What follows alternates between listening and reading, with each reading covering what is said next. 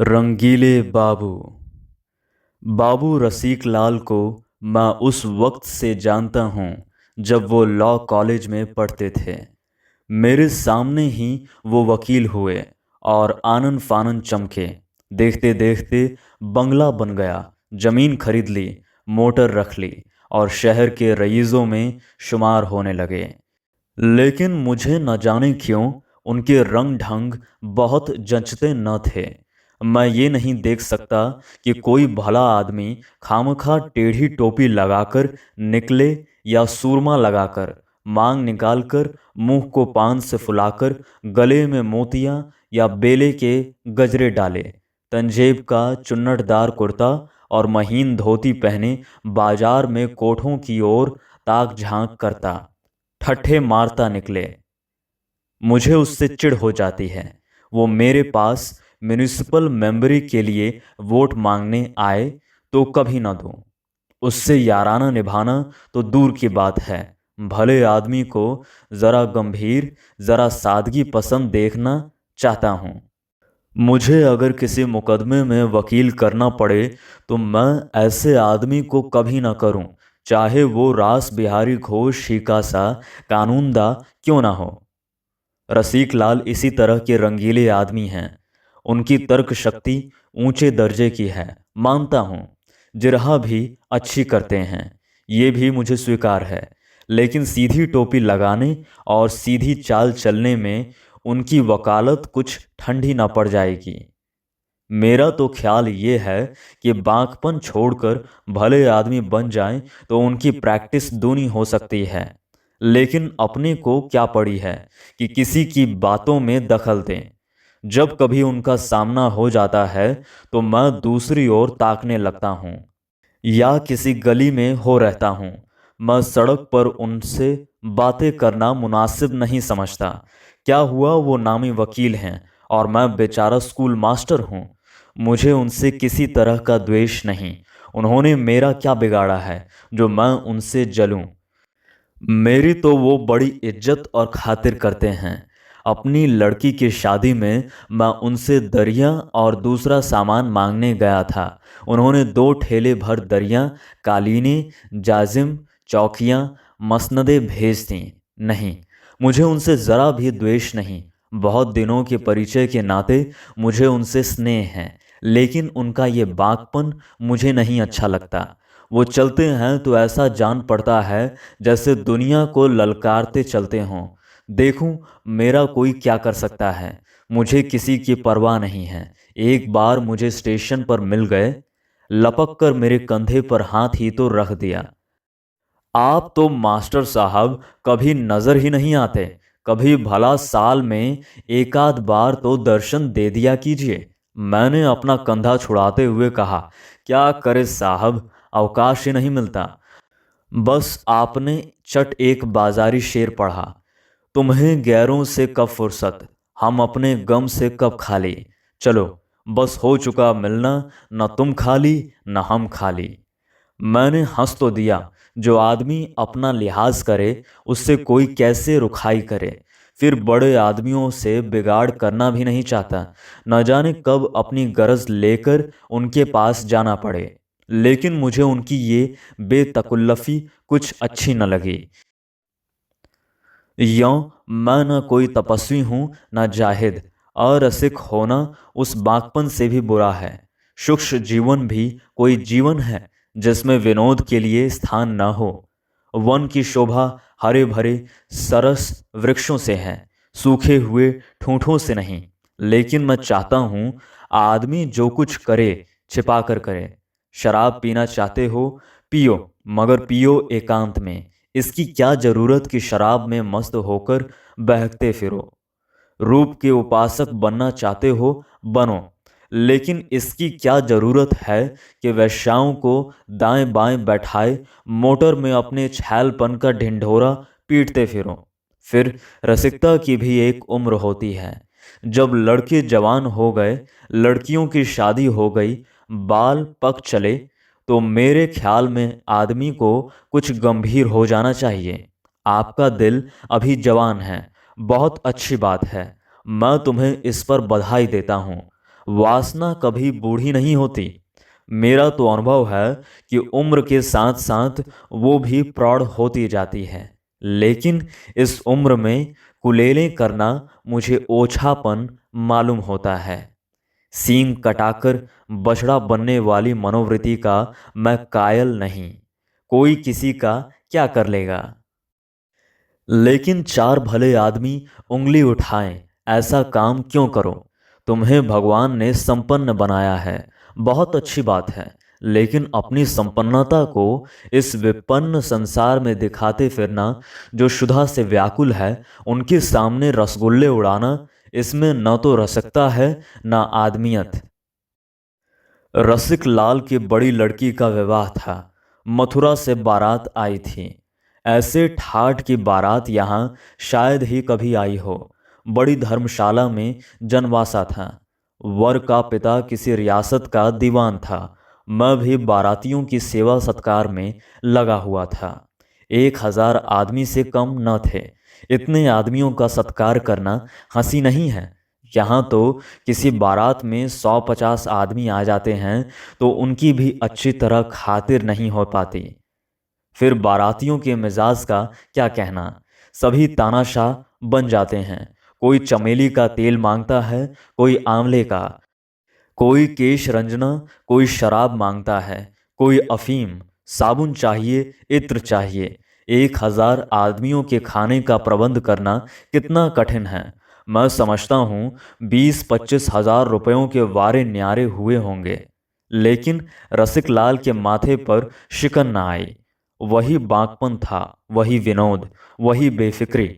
न झुंझलाना न बिगड़ना। बारातियों की ओर से ऐसी ऐसी बेहुदा फरमाइशें होती थी कि हमें गुस्सा आ जाता। पाँव आध पाँव भंग बहुत है। ये पसेरी भर भंग लेकर क्या उसकी धूनी देंगे। जब सिनेमा के 100 अव्वल दर्जे के टिकटों की फरमाइश हुई तो मुझसे न रहा गया। रसिक लाल को खूब डांट बताई और उसी क्रोध में जनवासे की ओर चला कि एक एक को फटकारूं। लड़के का ब्याह करने आए हैं या किसी भले आदमी की इज्जत बिगाड़ने। एक दिन बगैर सिनेमा देखे नहीं रहा जाता। ऐसे ही बड़े शौकीन हो तो जेब से पैसे क्यों नहीं खर्च करते।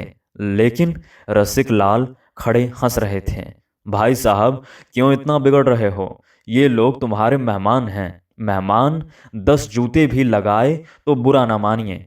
ये सब जिंदगी के तमाशे हैं। तमाशे में हम खुश होने जाते हैं। वहां रोना भी पड़े तो उसमें आनंद है। लपक कर सिनेमा घर से 100 टिकट ला दीजिए। 100-200 रुपए का मुंह न देखिए। मैंने मन में कहा, मुफ्त का धन बटोरा है तो लुटाओ और नाम लूटो। ये कोई सत्कार नहीं है कि मेहमान की गुलामी की जाए। मेहमान उसी वक्त तक मेहमान है जब वो मेहमान की तरह रहे। जब वो रौब जमाने लगे, बेइज्जती करने पर आमाद हो जाए, तो वो मेहमान नहीं, शैतान है। इसके 3 महीने बाद सुना कि रसिक लाल का दामाद मर गया। वही जिसकी नई शादी हुई थी। सिविल सर्विस के लिए इंग्लैंड गया हुआ था। वहीं निमोनिया हो गया। ये खबर सुनते ही मुझे रोमांच हो गया। उस युवक की सूरत आंखों में दौड़ गई। कितना सौम्य, कितना प्रतिभाशाली लड़का था। और मरा जाकर इंग्लैंड में कि घरवाले देख भी न सके। और उस लड़की की क्या दशा होगी जिसका सर्वनाश हो गया। अभी हाथ की मेहंदी भी तो न छूटी थी। चुंदरी भी तो अभी मैली नहीं हुई। वाह रे दयालु भगवान, और वाह रे तुम्हारी लीला। प्राणियों की होली बनाकर उसकी लपटों का तमाशा देखते हो। उसी वक्त भागा हुआ रसिकलाल के पास गया और उनकी सूरत देखते ही मन की कुछ ऐसी दशा हुई कि चिंगाड़ मारकर रो पड़ा। रसिक लाल आराम कुर्सी पर लेटे हुए थे। उठाकर मुझे गले लगा लिया और उसी स्थिर, अविचलित, निर्द्वंद भाव से बोले, वाह मास्टर साहब, आपने तो बालकों को भी मात कर दिया। जिनकी मिठाई को छीनकर खा जाए तो रोने लगते हैं।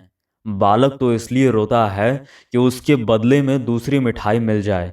आप तो ऐसी चीज के लिए रो रहे हैं जो किसी तरह मिल ही नहीं सकती। अरे साहब, यहाँ बेहया बनकर रहिए, मार खाते जाइए और मूंछों पर ताव देते जाइए।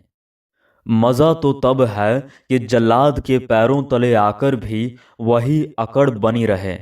अगर ईश्वर है, मुझे तो कुछ मालूम नहीं, लेकिन सुनता हूं कि वो दयालु है, और दयालु ईश्वर भला निर्दयी कैसे हो सकता है। वो किसे मारता है, किसे जलाता है, हमसे मतलब नहीं। उसके खिलौने हैं, खेले या तोड़े, हम क्यों उसके बीच में दखल दें। वो हमारा दुश्मन नहीं, न जालिम बादशाह है कि हमें सताकर खुश हो। मेरा लड़का घर में आग भी लगा दे तो मैं उसका दुश्मन न बनूंगा। मैंने तो उसे पाल पोस कर बड़ा किया है, उससे क्या दुश्मनी करूं। भला ईश्वर कभी निर्दयी हो सकता है, जिसके प्रेम का स्वरूप ये ब्रह्मांड है। अगर ईश्वर नहीं है, मुझे मालूम नहीं, और कोई ऐसी शक्ति है जिससे हमारी विपत्ति में आनंद मिलता है, तो साहब यहाँ रोने वाले नहीं। हाथों में ताकत होती है और दुश्मन नजर आता तो हम भी कुछ जवामर्दी दिखाते। अब अपनी बहादुरी दिखाने का इसके सिवा और क्या साधन है कि मार खाते जाओ और हंसते जाओ, अकड़ते जाओ। रोए तो अपनी हार को स्वीकार करेंगे। मार ले साले, जितना चाहे मार ले, लेकिन हंसते ही रहेंगे। मक्कार भी है, जादूगर भी, छिपकर वार करता है। आ जाए सामने तो दिखाऊं। हमें तो अपने उन बेचारे शायरों की अदा पसंद है जो कब्र में भी माशूक के पाजेब की झंकार सुनकर मस्त होते रहते हैं। इसके बाद रसिक लाल ने उर्दू शेरों का ताता बांध दिया और इस तरह तन्मय होकर उसका आनंद उठाने लगे मानो कुछ हुआ ही नहीं है। फिर बोले, लड़की रो रही है। मैंने कहा, ऐसे बेवफा के लिए क्या रोना जो तुम्हें छोड़कर चल दिया। अगर उससे प्रेम है तो रोने की कोई जरूरत नहीं। प्रेम तो आनंद की वस्तु है। अगर कहो क्या करें दिल नहीं मानता, तो दिल को मनाओ, बस दुखी मत हो। दुखी होना ईश्वर का अपमान करना है और मानवता को कलंकित करना। मैं रसिक लाल का मुंह ताकने लगा। उन्होंने ये कथन कुछ ऐसे उदात भाव से कहा कि एक क्षण के लिए मुझ पर भी उसने जादू कर दिया। थोड़ी देर के बाद मैं वहां से चला तो दिल का बोझ बहुत कुछ हल्का हो गया था। मन में एक प्रकार का साहस उदय हो गया था जो विपत्ति और बाधा पर हंस रहा था। थोड़े दिनों के बाद वहां से तबादला हो गया और रसिक लाल जी की कोई खबर नहीं मिली। कोई साल भर के बाद एक दिन गुलाबी लिफाफे पर सुनहरे अक्षरों में छपा हुआ एक निमंत्रण पत्र मिला। रसिक लाल के बड़े लड़के का विवाह हो रहा था। न्योते के नीचे कलम से आग्रह किया गया था कि अवश्य आइए, वरना मुझे आपसे बड़ी शिकायत रहेगी। आधा मजा जाता रहेगा। एक उर्दू का शेर भी था, इस शौके फिरावां की या रब, आखिर कोई हद भी है कि नहीं। इनकार करे वो या वादा, हम रास्ता देखते रहते हैं। एक सप्ताह का समय था। मैंने नई रेशमी अचकन बनवाई, नए जूते खरीदे और खूब बन ठन कर चला। वधू के लिए एक अच्छी सी काश्मीरी साड़ी ले ली। महीनों एक जगह रहते रहते और एक ही काम करते करते मन कुछ कुंठित सा हो गया था। 3-4 दिन खूब जल से रहेंगे। गाने सुनूंगा, दावतें उड़ाऊंगा, मन बहाल हो जाएगा। रेलगाड़ी से उतर वेटिंग रूम में गया और अपना नया सूट पहना। बहुत दिनों बाद नया सूट पहनने की नौबत आई थी, पर आज भी मुझे नया सूट पहनकर वही खुशी हुई जो लड़कपन में होती थी।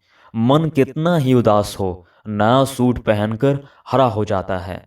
मैं तो कहता हूँ, बीमारी में बहुत सी दवाएं न खाकर हम नया सूट बनवा लिया करें तो कम से कम उतना फायदा तो जरूर ही होगा जितना दवा खाने से होता है।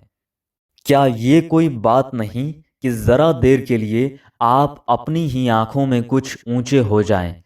मेरा अनुभव तो ये कहता है कि नया सूट हमारे अंदर एक नया जीवन डाल देता है, जैसे सांप कंचुल बदले या वसंत में वृक्षों में नई कोपलें निकल आएं। स्टेशन से निकलकर मैंने तांगा लिया और रसिक लाल के द्वार पर पहुंचा। 3 बजे होंगे। लू चल रही थी, मुंह झुलसा जाता था। द्वार पर शहनाइयां बज रही थीं। तांगे से उतरकर अंदर के सहन में पहुंचा। बहुत से आदमी आंगन के सहन के बीच में घेरा बांधे खड़े थे। मैंने समझा कि शायद जोड़े गहने की नुमाइश हो रही होगी। भीड़ चीर कर घुसा। बस कुछ न पूछो, क्या देखा जो ईश्वर 7वें बैरी को भी न दिखाए। अर्थी थी, पक्के काम के 2 शाले से ढकी हुई, जिस पर फूल बिखरे हुए थे। मुझे ऐसा मालूम हुआ कि गिर पड़ूंगा।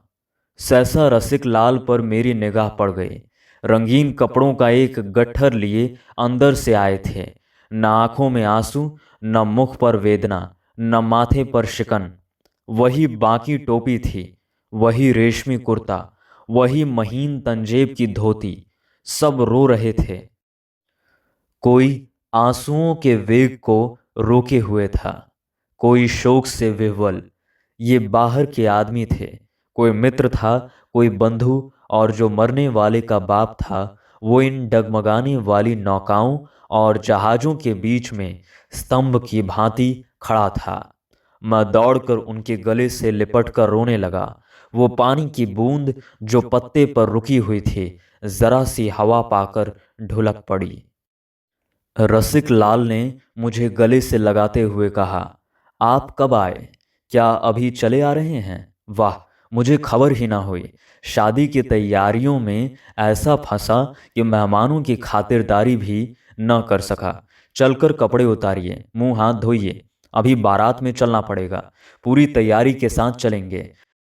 बैंड, बीन, ताशा, शहनाई, नगाड़ा, ढफली, सभी कुछ साथ होंगे। कोतल, घोड़े, हाथी, सवारियां, सब कुछ मंगवाई है। आतिशबाजी, फूलों के तख्त, खूब धूम से चलेंगे। जेठे लड़के का ब्याह है, खूब दिल खोलकर करेंगे। गंगा के तट पर जनवासा होगा। इन शब्दों में शोक की कितनी भयंकर, कितनी अथाह वेदना थी। एक कोहराम मच गया। रसिक लाल ने लाश के सिर पर बेलों का मौर पहनाकर कहा, क्या रोते हो भाइयों? ये कोई नई बात नहीं हुई है। रोज ही तो ये तमाशा देखते हैं, कभी अपने घर में, कभी दूसरे घर में। रोज ही तो रोते हो, कभी अपने दुख से, कभी पराये दुख से। कौन तुम्हारे आंसू पोंछता है? कौन तुम्हारी चित्कार सुनता है? तुम रोए जाओ, वो अपना काम किए जाएगा। फिर रोकर क्यों अपनी दुर्बलता दिखाते हो? उसकी चोटों को छाती पर लो और हंसकर दिखा दो। तुम ऐसी चोटों की परवाह नहीं करते। उससे कहो, तेरे अस्त्रालय में जो सबसे घातक अस्त्र हो वो निकाल ला। ये क्या सुइयां सी चुभोता है? पर हमारी कोई दलील नहीं सुनता। न सुने, हम भी अपनी अकड़ न छोड़ेंगे। उसी धूमधाम से बारात निकालेंगे, खुशियां मनाएंगे। रसिक लाल रोते तो और लोग भी उन्हें समझाते। इस विद्रोह भरी ललकार ने सबको अचंभित कर दिया। समझाता कौन? हमें वो ललकार कर विक्षिप्त वेदना सी जान पड़ी, जो आंसुओं से कहीं मर्मांतक थी। चिंगारी के स्पर्श से आबले पड़ जाते हैं। दहकती हुई आग में पांव पड़ जाए तो भुन जाएगा, आबले न पड़ेंगे। रसिक लाल की वेदना वही दहकती हुई आग थी। लाश मोटर पर रखी गई। मोटर गुलाब के फूलों से सजाया गया था। किसी ने पुकारा, राम नाम सत्य है। रसिक लाल ने उसे विनोद भरी आंखों से देखा। तुम भूल जाते हो लाला, ये विवाह का उत्सव है। हमारे लिए सत्य जीवन है, उसके सिवा जो कुछ है मिथ्या है। बाजे गाजे के साथ बारात चली। इतना बड़ा जुलूस तो मैंने शहर में नहीं देखा। विवाह के जुलूस में 200-400 आदमियों से ज्यादा न होते। इस जुलूस की संख्या लाखों से कम न थी। धन्य हो रसिक लाल, धन्य तुम्हारा कलेजा। रसिक लाल उसी बाकी अदा से मोटर के पीछे घोड़े पर सवार चले जा रहे थे। जब लाश चिता पर रखी गई तो रसिक लाल ने एक बार जोर से छाती पर हाथ मारा। मानवता ने विद्रोही आत्मा को आंदोलित किया, पर दूसरे ही क्षण उनके मुख पर वही कठोर मुस्कान चमक उठी। मानवता वो थी या ये, कौन कहे।